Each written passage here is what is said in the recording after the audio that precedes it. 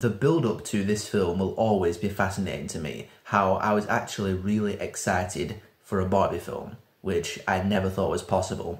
And now I find it even more surprising how I'm actually bummed out that I was disappointed in a Barbie film. This is one of those films where the themes and the messages are prioritized over telling the story.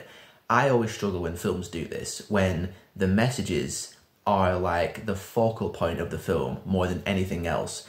And in this film, it's all about feminism and gender roles, talking about the patriarchy. And the thing is, these themes, it's not like they're out of place, because you think about Barbie and Ken, what Barbie was supposed to mean for women of the world versus what she actually was in terms of, you know, imposing all these unrealistic beauty standards and how she set feminism back 50 years according to one little girl. So the themes aren't out of place, it's just I wasn't a fan of the way they went about trying to convey the themes and the messages, because it's another film where it's the characters literally just saying the themes out loud. There's two scenes especially where two different characters just go on these rants and tangents, and they're literally just listing off a checklist of this, this, and this. They're saying this word, that word, that word. And I just feel like the film was content with checking boxes rather than weaving the themes within a great story and letting the audience connect the dots themselves and letting them resonate that way. You know the show Don't Tell rule? Yeah, this film doesn't do that. It does a lot of telling, some showing,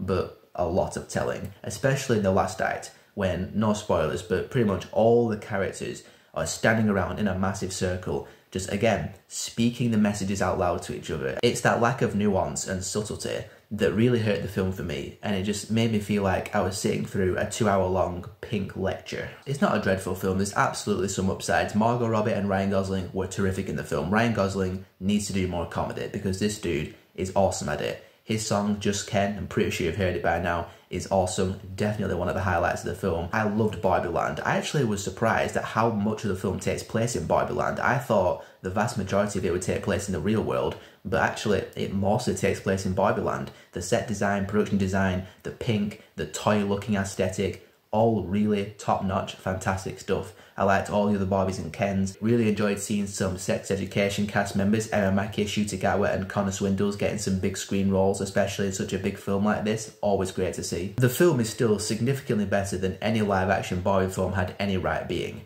And I will give credit to the filmmakers for taking the swing, because again, these themes do have their place in a Barbie film. I just think they could have wrote them in a more interesting way, in a more fun way, in a more subtle way, and in a cleverer way.